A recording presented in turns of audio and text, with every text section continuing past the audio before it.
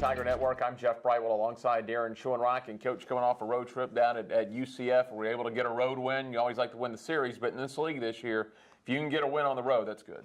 Well, the pitching staffs in this league are every weekend you're facing multiple dominant arms in the bullpen, and we found a way to scratch one down there. And every one of these series on the road, we've been in position to win another one, and it's been a very close, tight game. There's always been one game that can go either way, and the ones that can go either way are not going our way now. So we're having a hard time winning series, but finding a way to scratch one has been huge. You're a big inning team this year now on offense. You've talked to the team about it, and boy, that rang true on Saturday. You only scored in one inning, but fortunately, you got 9 runs that inning. You know, we're pretty potent at the top of our lineup. We shuffled some things around lineup-wise, 25 games into it to try to become more of a big inning team. We were having a hard time being that kind of team that could score 1 and score 2 and then score 1. And I said, let's just bunch our hitters at the top and try to really make a pitcher sweat a little bit for 5 or 6 hitters, and that's what we're doing. And we're finding a way to get one big inning a game, and you know, it makes it a little bit more difficult to manage a bullpen like that because you don't play the typical, you know, get a lead, go to the top bullpen guys and get your closer ready. We could be down 3, then all of a sudden, bang! You know, here comes a 6-run inning, and we're scrambling. So. It is what it is, but that's been how we were scratching out some wins.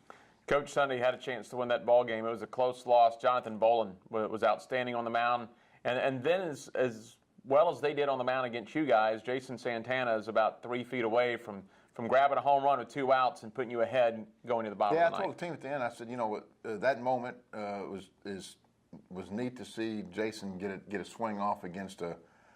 You know, probably in my mind, the most dominant bullpen guy in the league, looking at his numbers. You know, the ERAs and the batting averages against for those UCF guys, they're all hitting 100 against them, and their ERAs are below 1. And there's 5 guys like that in that bullpen. And so you kind of have to guess pitches. You kind of have to sit on certain things. And Jason said, I'm going to sit on that angle fastball in. And I said, get the head out and see what you can do. And he did just that. And it was really neat. It was really neat. You know, obviously we failed. He didn't get out of the park, but to see a young guy that a year ago was basically a 170, 180 hitter have the ability to do that just 1 year later was very encouraging. So 10 feet away from, you know, and as good as Hathcock has been his last 3 or 4 outings, I think we'd have won that. But that was neat. The intensity that John brought to the mound he's starting to do that in back-to-back appearances now. Early in the season, it was one of those, and then 2 more of, I don't know if I can do this or not, and then one of those. Now you're starting to see that more consistently, and you forget sometimes he's only a sophomore, which is fun to watch.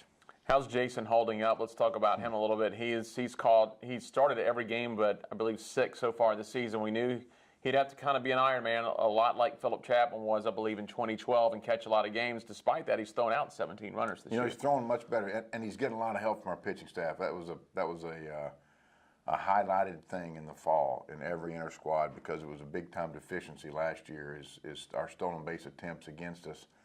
And so every inter squad we did some things to penalize pitchers and catchers when they gave up stolen bases, and it's resonated some in how we're playing. We're controlling the running game at a very good rate, and that's shaved about a point off our earned run average if you can do that. Jason throwing is good. But he's getting help from our pitchers, and when he gets help, the catcher doesn't have to do as much. Our break times are better, our holds are better, we're picking more, and that's encouraging. I knew the offensive part of his game, regardless of what it was like early in the season. I kept telling the staff, you know, Coach Green was very excited, and as we all were with how he was swinging the bat compared to last year, I said, don't count on this the whole year because of what we're going to have to do to him defensively. You saw the same thing happen to Philip. In 2012 is they wear down, the bat gets heavy, the legs get tired, and it's a lot to ask. You know, most teams in our league are doing it on the weekend, but then they're catching other guys in the midweek. Sam's done what we've wanted him to do, get his feet wet here. He'll still get a couple opportunities here down the stretch, and he's learning a lot. But fun to watch Jason become an Iron Man, and he's a team leader on top of that. No, they'll have some kind of mental stress with exams this week, but physically it's a great week not to play midweek, so you've kind of flipped your rotation the last 2 weeks. And again, back to Jason, he needs the recovery time. Stretch run coming up, 3 weeks to go in the regular season, sitting in 7th. It's not as bad as it sounds. It's a 5-way tie for first. You're only a couple of games from getting in the top 4, and as bunched up as the league is, you're only 4 games out of first. So there's still plenty of time. It's crazy. Five-way tie for first, and so I've gotten some calls from some people around in other leagues that have seen that, and they go, "What is?" I said, "That means our league is really good and really competitive and really even," and that's what it is. I mean, our series losses, I think in 3 of our series losses, there's a 1-run game in there, but also we've won a lot of 1-run games. So good conference baseball, good league, good pitching. The lineups are a little bit older than last year, but I continue to be really, really impressed with the number of arms that we're seeing in these American Athletic Conference weekends. It's a quality arms. So, but I like what we've got in front of us. 2 opportunities at home. And a trip to East Carolina they're very, very good. They just haven't played very well. They're picking up now that they're getting a few guys back healthy that they were missing early in the season. Tulane's really scoring runs. I mean, they're the leading offensive team in the league. I think their pitching can be had a little bit. Cincinnati we're very familiar with because it seems like we've played them about 18 times in the last 2 years. But with the Wichita State coming in, that dual opponent thing's going to end now. But so we've got information on them that can be valuable. They're playing a little better, but I'm excited. We got to take this thing one at a time, and this team will. Well, the next 2 weeks really are not to be overly dramatic about it, but Cincinnati's right ahead of you. East Carolina's right behind you. The next 2 weeks, while the teams that are in the top 5 right now beat up on themselves, the chance to make a move, your conference finish really kind of will be determined over the next 2 weeks. It will. Which we could have caught East Carolina a little earlier, but that maybe we were playing a little better then than we are now. But it is what it is. I think this team understands that when we could put every phase of the game together on a given day, we can be really, really good. We're just having a hard time, tying all those things together. Coach, finally, Saturday's going to be a special day, 2 o'clock first pitch with Cincinnati. You bring back one of your own teams, the 07 regional team. It's a special year, a 36-win season. Most of those guys were part of the 06 team that had the 29-game turnaround from your first year. You'll also retire Adam Amar's jersey, a preseason All-American that year.